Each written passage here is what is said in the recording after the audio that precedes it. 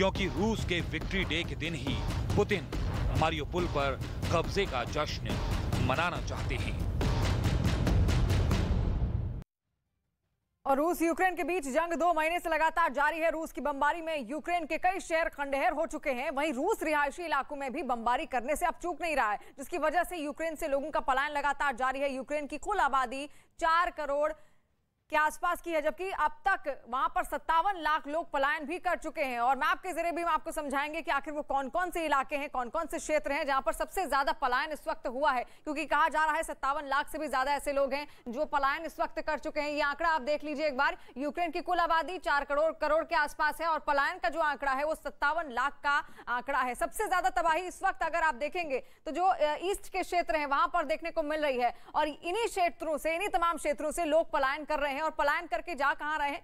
यहाँ पर मोल्दोवा है, मोल्दोवा, हंगरी, पोलैंड, स्लोवाकिया, ये तमाम जितने भी जो आसपास की कंट्रीज हैं जो पश्चिम में स्थित हैं यूक्रेन के, वहां पर पलायन करने की कोशिश कर रहे हैं। और सबसे ज्यादा अगर आबादी कहीं गई है तो इस वक्त वो पोलैंड में गई है। और साथ साथ ये देखिए बेलारूस की तरफ भी कई लोगों ने रुख किया है। और खास बात यह है कि रूस की तरफ भी कई लोगों ने रुख किया है। ये देखिए आप सीधे पश्चिम की ओर या तो कोई जा रहा है या फिर बेलारूस की सीमा लगती है, लेकिन बच रहे हैं लोग ज्यादातर रूस और बेलारूस जाने से, क्योंकि ये दोनों इस वक्त एकजुट हैं जो कि यूक्रेन के खिलाफ। हालांकि जो यूक्रेन में जो लोग रहते हैं और वो रूस का अगर समर्थन करते हैं तो वो रूस या फिर बेलारूस ही जा रहे हैं, लेकिन जो लोग इन तमाम तबाही से बचना चाहते हैं उन्होंने पश्चिम देशों का रुख किया है, जहां पर पोलैंड है, स्लोवाकिया है, मोल्दोवा है। ये तमाम ऐसे क्षेत्र हैं जो लगातार यूक्रेन की मदद भी कर रहे हैं। और ऐसे में पश्चिम देशों की तरफ अब धीरे धीरे यूक्रेन के लोग बढ़ते बढ़ते अब 57 लाख के आसपास की वो आबादी हो चुकी है जो बाहर निकल चुकी है इस वक्त, जिसका पलायन हो चुका है, क्योंकि अब रहने के लिए वहां पर कोई स्थान बचा नहीं है। तो ऐसे में भीषण तबाही इस वक्त यूक्रेन लगातार झेल रहा है और उसके कई सारे लोग अब तक अपने घरों को छोड़ चुके हैं, क्योंकि वहां पर अब कुछ भी नहीं बचा है, सब कुछ तबाह कर दिया गया है। और वहीं रूस और यूक्रेन के बीच चल रही जंग के बीच अमेरिका अब इजराइल पर यूक्रेन की मदद के लिए दबाव बढ़ा रहा है। अमेरिका चाहता है कि इजराइल अपना आयरन डोम एयर डिफेंस सिस्टम यूक्रेन पहुंचाए, लेकिन अभी तक इजराइल अपना एयर डिफेंस सिस्टम यूक्रेन को देने पर राजी नहीं हुआ है। हालांकि इजराइल की तरफ से यूक्रेन के लिए दूसरी सैन्य सुविधाओं के दरवाजे भी जरूर खोल दिए गए हैं।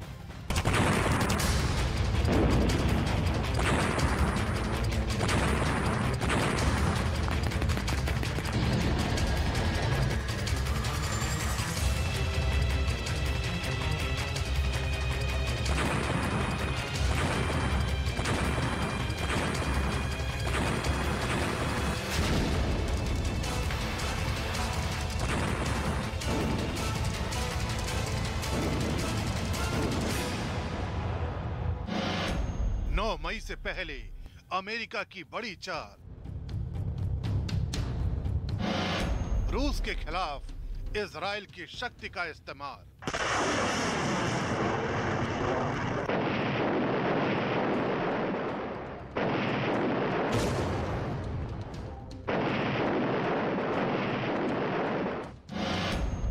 विक्ट्री डे से पहले बाइडेन का चक्रव्यूह।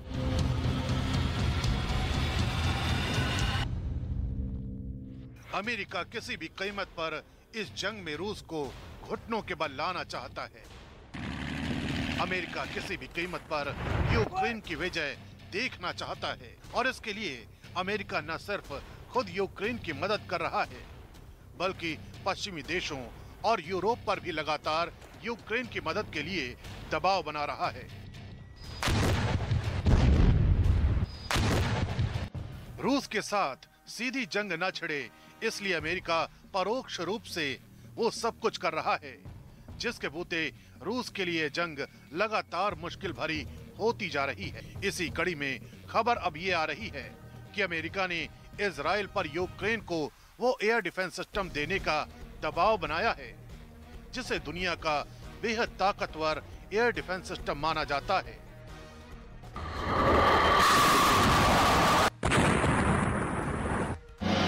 नाम आयरन डोम, देश इजराइल, खासियत एयर डिफेंस सिस्टम।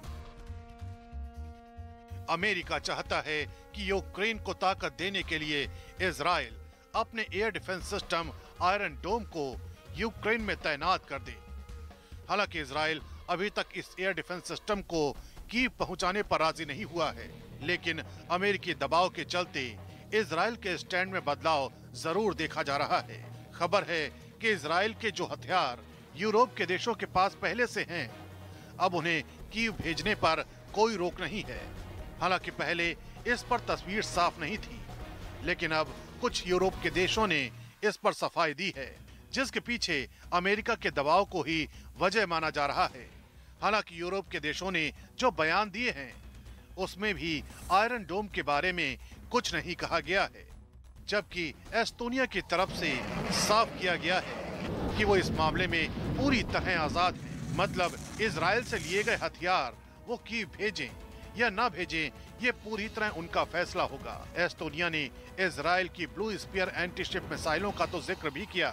ये मिसाइलें किसी भी जंग में दुश्मन टैंकों के चिथड़े उड़ा सकती हैं। माना जा रहा है कि अमेरिका के दबाव की वजह से इजराइल ने अपने हथियारों से जुड़ी शर्तों में ढील दी है।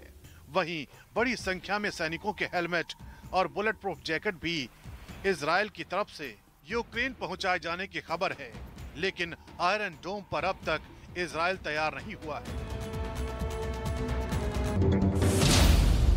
दरअसल इजराइल का आयरन डोम एक एयर डिफेंस सिस्टम है, जिसे इजराइल ने स्वदेश की तकनीक से विकसित किया है। हालांकि इसे विकसित करने में अमेरिका से वित्तीय और कुछ तकनीकी सहायता ली गई है। हाई टेक्नोलॉजी से लैस आयरन डोम एक छोटी दूरी का एयर डिफेंस सिस्टम है, जिससे रॉकेट या मोर्टार को हवा में ही नष्ट किया जा सकता है। खास बात ये कि आयरन डोम हर मौसम में काम कर सकता है। और आइए अब आपको दिखाते हैं कि अमेरिका इजराइल पर जिस आयरन डोम डिफेंस सिस्टम के लिए दबाव बना रहा है, वो काम कैसे करता है। आयरन डोम मोबाइल मिसाइल डिफेंस सिस्टम है। इस प्रणाली में कई उपकरण एक साथ मिलकर काम करते हैं। हमला होने के बाद इसमें लगा रडार पता करता है कि किस दिशा से कौन सा या कैसा रॉकेट या मोर्टार उसकी तरफ आ रहा है। उसी दौरान वो उसकी स्पीड और रास्ते का आकलन करके जानकारी कंट्रोल सेंटर के पास भेज देता है। इसके बाद कंट्रोल सेंटर बिना कोई देरी किए इंटरसेप्टर मिसाइल उसकी तरफ छोड़ देता है। लॉन्चर में लगी मिसाइल को कंट्रोल सेंटर या उसके अंदर लगे रडार से लगातार निर्देश मिलते रहते हैं और वो अपने निशाने का पीछा आखिर तक करती है। डिफेंस सिस्टम में लगी मिसाइल हमला करने आ रहे रॉकेट या लॉन्चर के करीब जाती है और हट जाती है।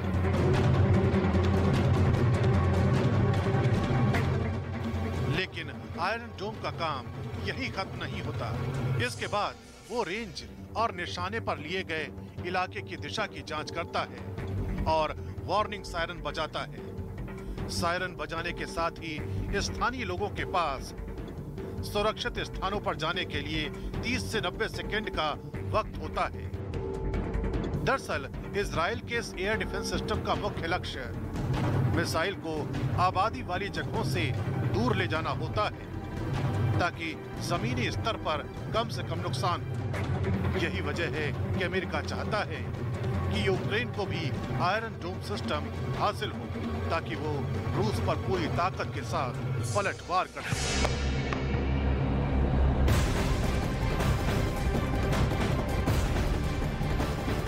और इस वक्त की बड़ी खबर सामने आ रही है। आपको बता दें, खार्किव में रूस के हमले लगातार तेज हो गए हैं। रूस यूक्रेन पर लगातार हमले कर रहा है और रूस ने खार्किव में अब यूक्रेन के एक नेशनल म्यूजियम पर मिसाइल से हमला कर दिया है, उसे तबाह कर दिया है। हमला इतना जोरदार था कि पूरा म्यूजियम खंडहर में तब्दील हो गया और उसमें आग लग गई और आग इतनी भयानक थी कि कई फीट ऊपर तक उसका धुआं उड़ता हुआ साफ दिखाई दिया। तस्वीरों के जरिए भी आप समझिए आखिर वहां पर किस तरीके से पहले मिसाइल से अटैक किया गया और उसके बाद क्या हालात वहां पर उत्पन्न हो गए होंगे, क्योंकि साफ साफ धुआं उठता हुआ, धुएं का गुबार उठता हुआ दिख रहा है।